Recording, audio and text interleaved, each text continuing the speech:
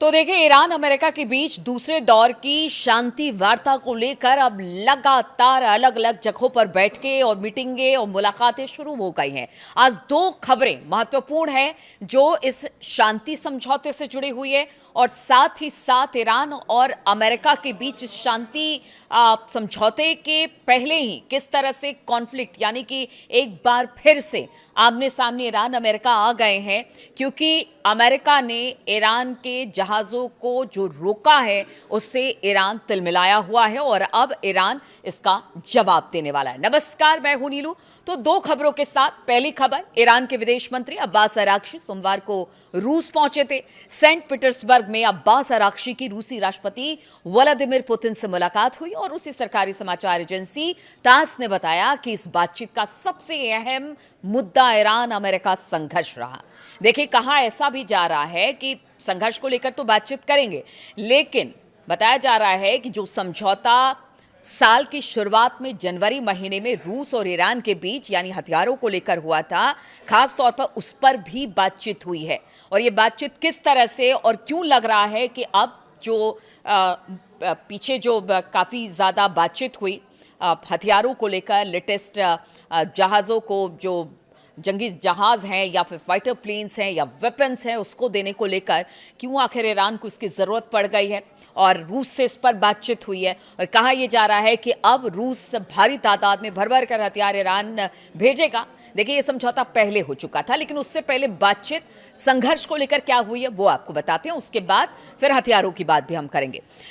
तो इस दौरान जो बातचीत हुई, पुतिन ने आराक्ची से कहा है कि वो संप्रभुता के लिए बहादुरी से लड़ने के लिए ईरान के लिए लोगों की प्रशंसा करते हैं। यानी उन्होंने तारीफ की है, प्रशंसा की है ईरान की कि आप लोगों ने जिस तरह से लड़ाई लड़ी है अब तक अपनी संप्रभुता के लिए, रूस जो है उनके साथ खड़ा है। और ये पहली बार रूस ने नहीं कहा है, रूस हमेशा से इस लड़ाई में खुलकर ईरान के साथ है। हालांकि चीन गाहे बकाहे बहुत खुलकर बयान नहीं देता है, लेकिन रूस ने शुरुआत से अपना स्टैंड क्लियर कर रखा है।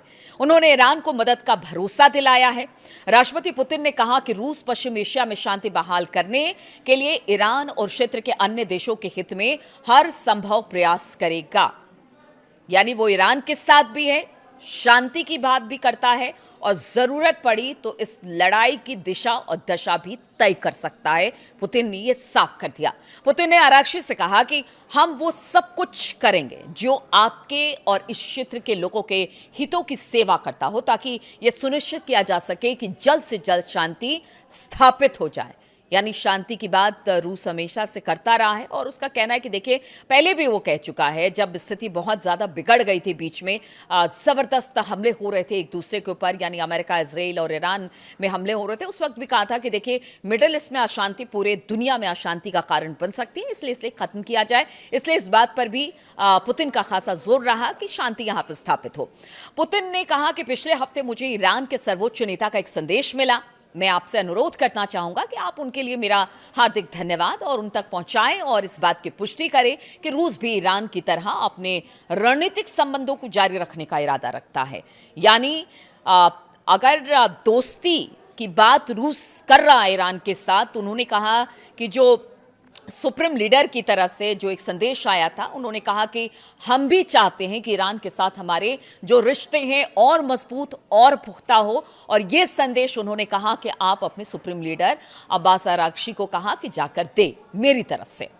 तो देखिए, ये दोस्ताना है, ये मतलब इसीलिए कहा जा रहा है कि अगर ईरान के पीछे कोई खड़ा है तो वो है पुतिन और रूस। और यही बात अमेरिका को चुभती है, यही बात अमेरिका को पीछे धकेलती है। और इस बार तो बिल्कुल साफ, कोई लाग लपेट नहीं पुतिन की तरफ से, और उन्होंने कह दिया कि वो ईरान के साथ है, उसकी संप्रभुता के साथ है और ईरान की बहादुरी की भी जमकर पुतिन ने तारीफ की है।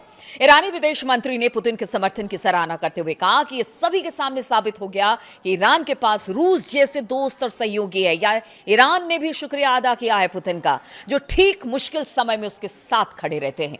ईरान अमेरिका में दूसरे दौर की वार्ता की चर्चा से पहले आराक्ची पुतिन की इस बैठक को काफी अहम माना जा रहा है, क्योंकि बताया जा रहा है कि पुतिन ही अब वो व्यक्ति हैं जो कि ट्रंप को इस युद्ध से निकाल सकते हैं, शांति ला सकते हैं। क्योंकि अभी तक जो ट्रंप के प्रयास हुए हैं उसमें तो वो असफल ही दिखाई दे रहे हैं। इसलिए अगर ये जो वार्ता है वो बहुत हद तक पुतिन और शी जिनपिंग पर टिकी हुई है, क्योंकि मुज़्तबा के साथ यही दोनों देश हैं और यही दोनों देश जो हैं वो डिसीजन लेने वाले हैं। और इसी वजह से आराक्षी पुतिन की इस बैठक में काफी अहम माना जा रहा है और बताया जा रहा है कि अब एकदम साफ हो गया है कि देखिए, शी जिनपिंग हो या फिर पुतिन हो, ये दोनों जो हैं वो ईरान के साथ खड़े हैं और अगर शांति वार्ता होती है तो उसमें इन दोनों का बेहद अहम योगदान रहने वाला है।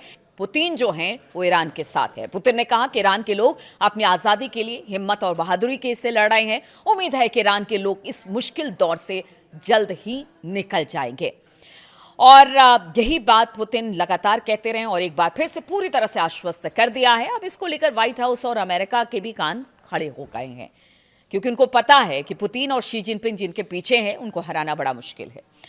ईरान की इस्लामिक रिपब्लिक न्यूज एजेंसी है IRNA ने बताया कि सेंट पीटर्सबर्ग पहुंचने पर आराक्षी का स्वागत रूसी अधिकारी और रूस में ईरान के राजदूत काजम जलाली ने किया। जलाली ने कहा कि आराक्षी का दौरा ईरान और रूस के बीच करीबी बातचीत का हिस्सा है, क्योंकि दोनों देशों के रीजनल और इंटरनेशनल मामलों पर एक जैसे नजरिए हैं। काजम जलाली ने कहा कि 28 फरवरी को लड़ाई शुरू होने के बाद से लगातार ईरान और रूस बातचीत उनकी हो रही है। 3 बार अब तक फोन पर बातचीत हो गई है। अमेरिका इजराइल के साथ लड़ाई में 8 अप्रैल को बातचीत हुई थी, फिर सीज फायर शुरू हुआ, उसके बाद बातचीत हुई और शीर्ष नेतृत्व जो हैं रूस और ईरान के वो लगातार संपर्क में है। इस बात को क्लियर किया गया।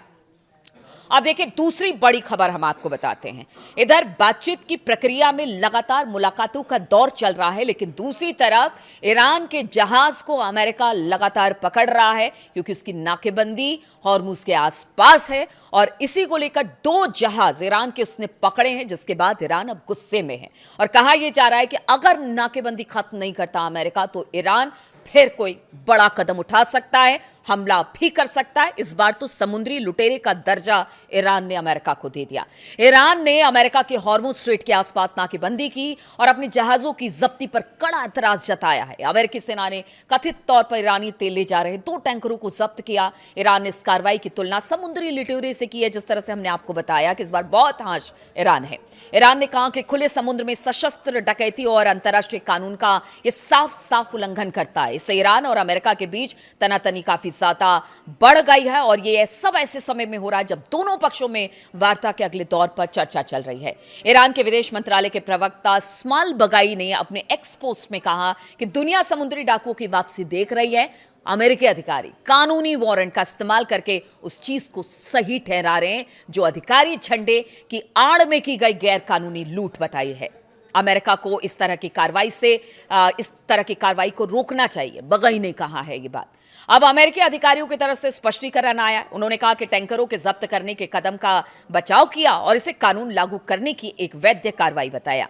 जिनिन फेरिस पीरो ने कहा कि अमेरिकी सेना के अदालत से मंजूर वारंट के तहत मैजेस्टिक एक्स और टिफानी नाम के टैंकरों को, जो कि ईरान का है, उसे जब्त किया गया। पीरो ने कहा कि जहाजों को हिंद महासागर में रोका गया जब ये करीब बताया जा रहा है कि 1.9 मिलियन यानी कि 19 लाख बैरल ईरानी तेल लेकर जा रहे थे, उस समय से पकड़ा गया।